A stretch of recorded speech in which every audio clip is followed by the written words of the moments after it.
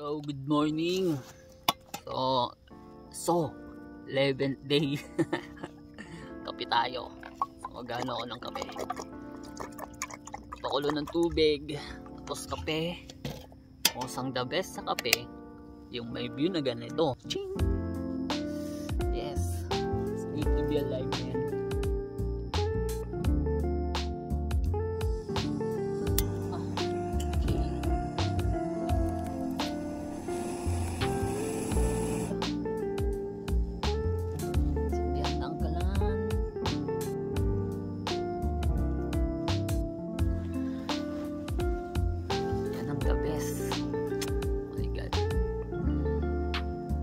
Waking up seeing is the most beautiful thing in Japan.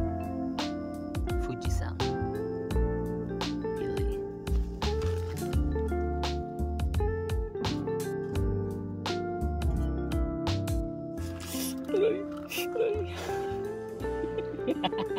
Ow!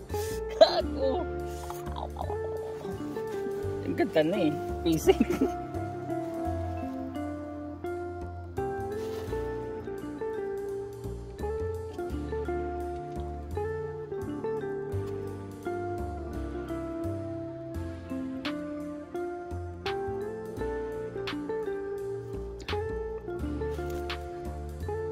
Ayun, so good morning, 11th day. So ngayong araw, paplano na ako pumunta ng Mount Fuji. Yes, so itong araw na to, akyatin ko na si Mount Fuji, no. Yan, pack up na. Tapos magka-rides na uli. Yes. So ito na, no, yung Kawaguchi ko.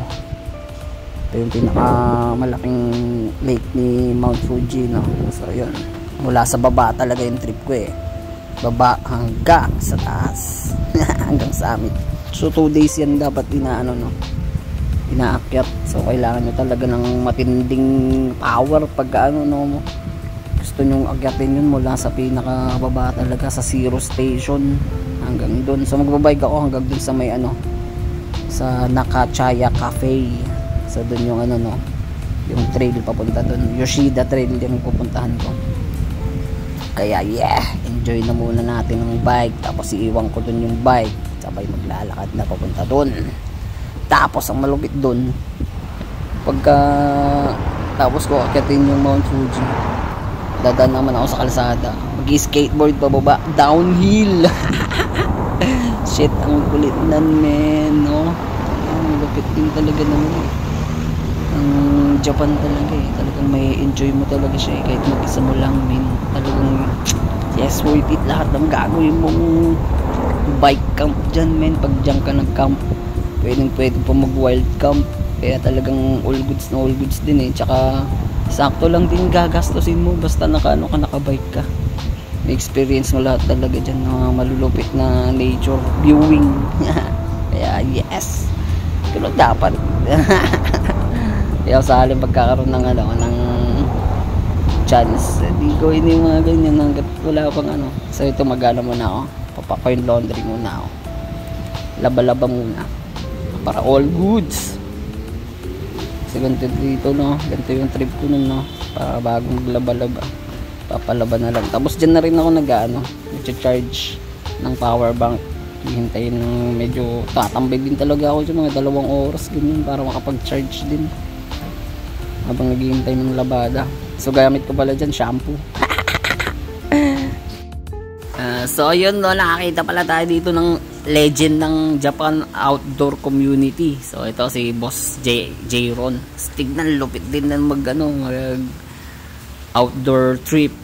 So ito siya na yung nagturo sa akin kung ano yung traditional way paakyat ng Mount Fuji, no, kasi ilang beses na rin siya nakakyat din eh. So dito, no, itong na to, shrine na to, dito talaga nag-uumpisa muna daw mga traditional way papunta ng Mount Fuji, no.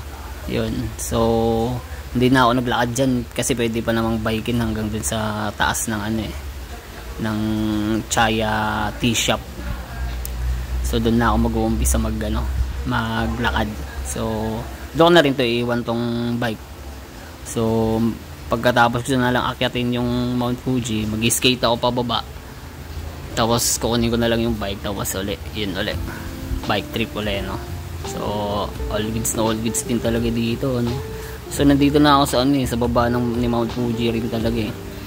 Paakyat na ako ng paunti-unti. So dapat 2 araw talaga yung may consume mong ano dito, trip para makaakyat ng summit. So ito na, no. Yo. So nandito na tayo sa ano, Yoshida Trail Guide Board. So dito mag-uumpisa yung Yoshida Trail, no, papunta ng ano, summit ng Mount Fuji. So may ano to, 9th station yata tayo madadaanan para makapunta ng summit. So dito guide, no. So nandito tayo ngayon, dito tong board na to.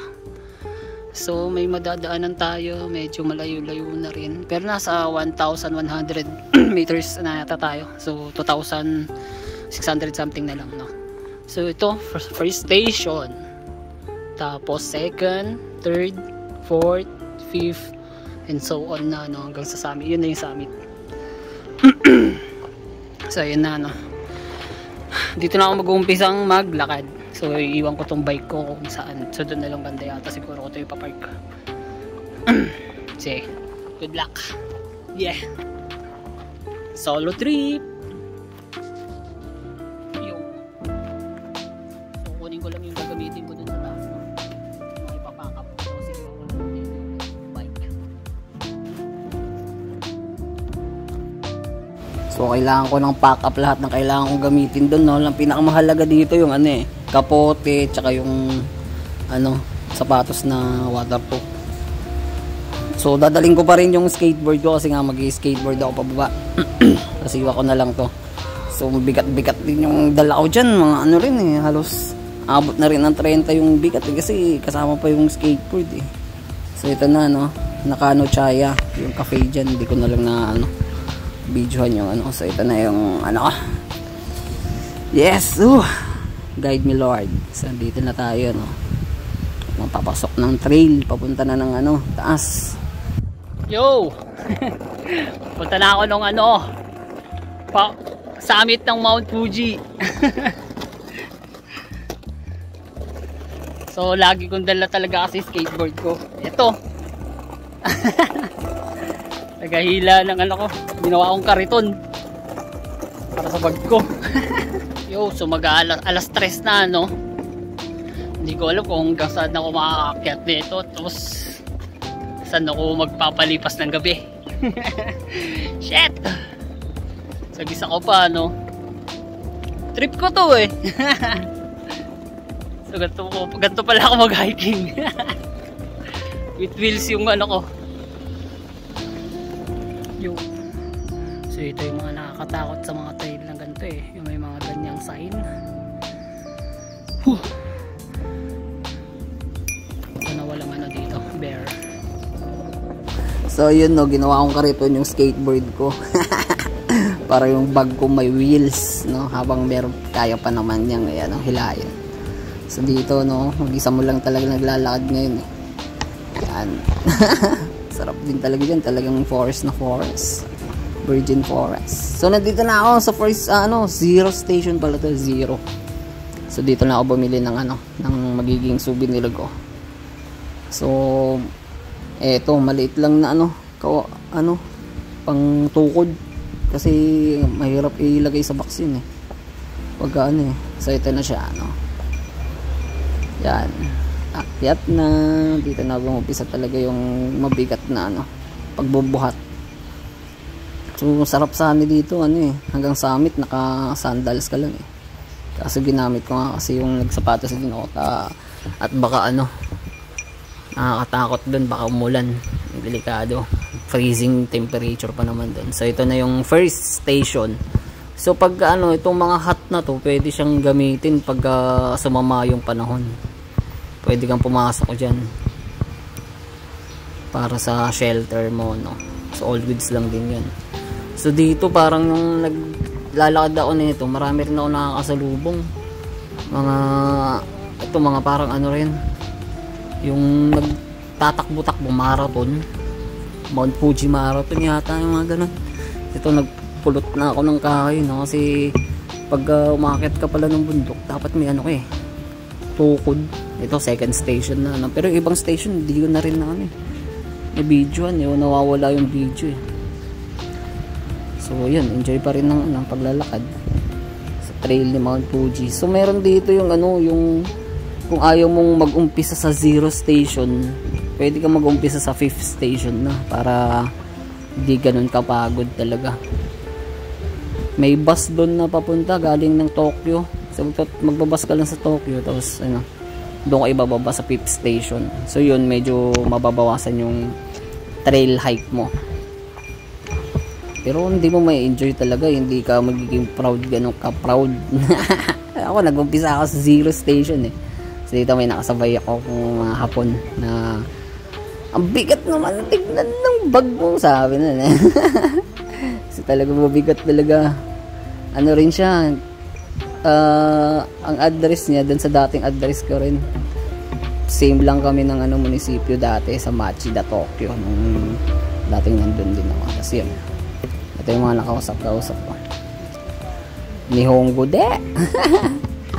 So malupit din yan, no? Kasama niya yung chicks niya, akit din ng Mount Fuji.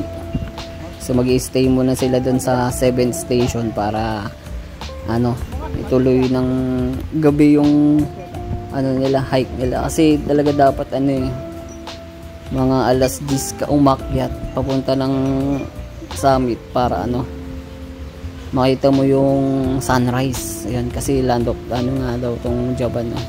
Sunrise. So ito na, medyo mataas-taas na rin talaga ako. Nasa ano na ba to? 4th station.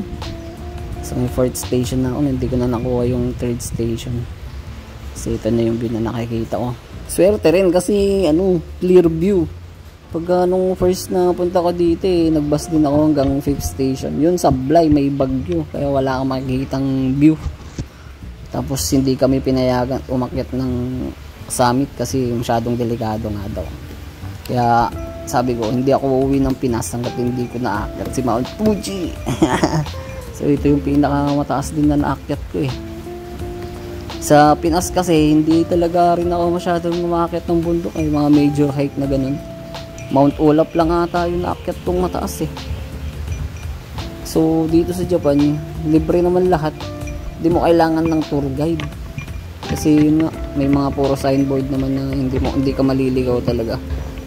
So dito no, alas 3 na ako nag-umpisa umakyat hanggang ano, hanggang dun lang sa station 5. Tapos dun na ako mag-i-stay muna. Hintayin ko mag alas 10, tapos dun na ako magtutuloy ng hike. So nagpahinga muna ako dun, no. So mula dun sa ano, Nakachaya na pinag-anuhan ko ng ano, ng bike. Mga 4 hours din yung trail papunta ng 5th station, no. Tapos dun na ako mag-ano, tutulog muna ako, pero alis hindi rin ako nakatulog dun eh. Dun lang ako magduduyan. So ito na yung 5th station, hot ano, so pwede ka nga dito magstay pag sumama ang panahon. Pero imaginein mo, mag-isa mo ito, mag-stay ka dyan, tapos ang sama ng panahon. Solid din na experience yun, men. Ang lupit din nun. Hindi ko alam kung saan yung papasukan dyan eh. Pero syempre pagka sumama yung panahon, wala eh, no choice ka na, baka gibayin mo na yun para makapasok lang, no? Pero yung experience kaya nun, mag-isang walag, no? Kaya napakaswerte mo talaga. Pinakamasarap pa lang akyatin ng Mount Fuji during July month ng July talaga yung pinakamakulit na ano niya, kasi clear nga talaga, hindi umuulan, so walang bagyo. Pag August naman na, yun na yung masaklap kasi pasukan na ng mga ano yun eh, bagyo eh.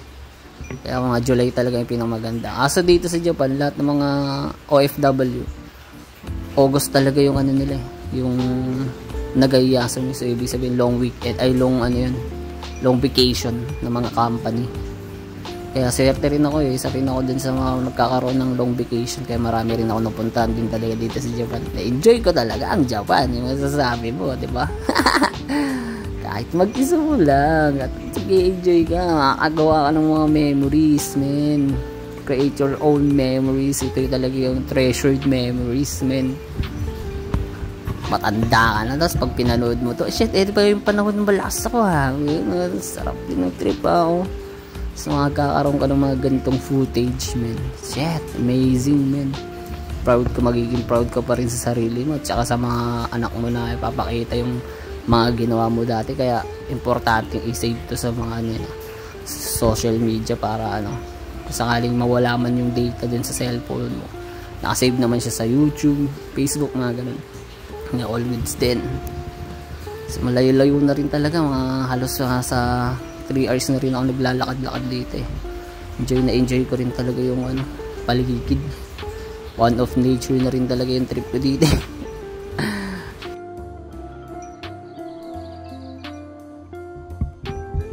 Yo, so malapit na ako sa 5th station, no? Kung saan pwede ko na iwan yung skateboard. At mula dun, pwede na ako mag-skateboard pababa bukas. Isang taas ko na rin eh. Siguro nasaan na ako. Kulang-kulang 2,000 meters. Tumihot to. So, pwede mag-take shelter dito pagka sama yung panahon. Bukas yan sa public. So, eto na naman yung nasa 5th station na pala ako. Yes. So, ito yung Mukashi history ng lugar na to. Oh, nice. Yo, kung malakas yung loob nyo, marami kayong powers, mag-umpisa kayo sa 1st station para malupet. Tapos kung hindi nyo naman trip, tapos kulang kundi lang yung oras, sakay na lang kayo ng bus hanggang 5th station dun sa kabila. So may Subaru line. So maraming line kasi itong trail. Maraming iba't ibang trail dito sa Mount Fuji. 3 yata sa pagkakaalam ko. Utemba, tapos itong Yoshida, tsaka Subaru. Yung mga trail na yun. Man, tsaka masarap din yung may kasama para may kausap, hindi pag mag-isa mo lang sarili mo lang kausap mo, but still memory na bilang lang nakakagawa, mag-isa nagka-travel, ganyan, mga legend lang. Mga legend lang nakakagawa. So may shrine dito, yan. So meron na naman ditong history. Ito.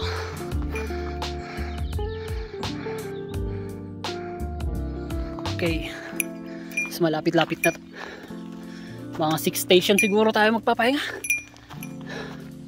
6 something. Whew. Yeah.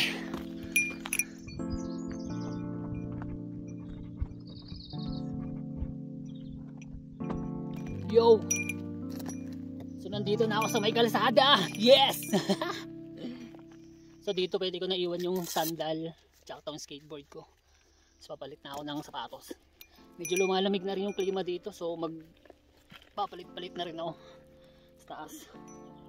Kaya kailangan ko na maganda-handa din. Tapos bukas dito na ako dadaan. So makita niyo yung kalsada. Yan. Woo! Diretsong pababa yan. Bawal lang sasakyan. Aha. Bukas sarap na ito mag-downhill. Monday pa bukas. Pasokan. Wala masyadong turista. So ako ang hari ng daan bukas. So legend lang nakakagawa nun, no? So wala pang gumagawa nun. Ako lang gagawa pa lang. So papagalitan na naman ako ng asawa ko. Tigas na naman ang ulo ko. Roro mamuro dapat lang. Pero minsan lang tayo mabuhay, dapat sulitin natin. Break the rules. Yo! So gumaan na yung bag ko. Nice! Bigat din talaga kasi skateboard. So yun yung sa amin to. Wow! Nakikita dito, men! Men! Sa amin, men! Good thing, maganda yung weather. Hindi maulap. Sunny. Nice. Ibang ine. Kaya dapat pupunta talaga kayo dito tignan nyo muna yung weather forecast. Napakahalaga talaga nun. Kahit na optimistic ka, masama weather, wala, sira ang lakad mo. Hindi maganda. So yeah, tuloy uli ang trail. So dito mga ano na lang, ilang metro na lang, malapit na ako sa ano, kung saan merong pwedeng bumili ng instant ramen. So, may hot uli dito, no. So enjoy na enjoy din yung ano yun, lugar talaga. So, kung maririnig yung ting ting ting ting, yun yung pantaboy daw yun ng ano, ng bear, mga kuma. Kaya kailangan may ting ting ting ting kapag may ano, mag-isa mong magta-travel. So yun yung mga pababa na yun, no? Galing siguro ng mga summit yung mga yun. So ito, yes, nakasapatos na ako, waterproof. So ito yung magandang souvenir, no? So every station, hindi naman lahat ng station pala, may tatak na ganyan, no? So yun, nag-umpisa sa 0 station, tapos sa 5th station na yung pangalawang tatak, tapos yun 6 hanggang 9 yun, meron ng mga tatak-tatak yun.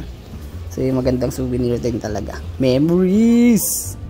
Yes, andito na ako kung saan pwedeng magmaneho. So may nakausap ako dito, ayun, kung nakikita yung babae yan, ano yan, taga Malaysia pa yun, na ano, trip din, nagpapasyal-pasyal. Sabi niya meron daw stargazing mamayang gabi pag hindi maulap.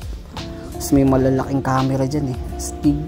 So dito papunta na ako kung saan ako magpapahinga muna. So ito alas 7 na to, no, pero maliwanag pa din. So papahinga muna ako dito. Hahanap ako ng pagtatayuan na, ay pagkakabitan ng duyan. Tapos maghihintay ako doon hanggang alas 10. Tapos doon ko na itutuloy yung ano, paglalakbay ko, papahinga muna ako. So tumagal din ako dito ng ano, 4 na oras mahigit sa paglalakbay. So pero dito na ako sa bundok ni Mount Fuji. Kahapon lang nandun ako dun sa lake na yun, no? Kung makikita nyo, basta may lake dyan, dyan ako nag tent kahapon. Wild trip eh, no? So yan, enjoying the view. Ang hirap umakyat dyan, lumulubog yung paa mo, doble yung hirap eh, kasi mga ano nga, volcanic sand. So dito nakahanap na ako ng pagtatayuan ng tent, kakabitan habang nag-i-enjoy ng view. So dito maghihintay ako hanggang alas 10, kasi ganun nga daw dapat. Pero hindi rin ako nakatulog dyan eh, pero nakapagpahinga naman kahit paano. Yes, ito ang view mo, ang duyan mo. Yes, oh ha, hindi pa masyadong malamig dyan eh.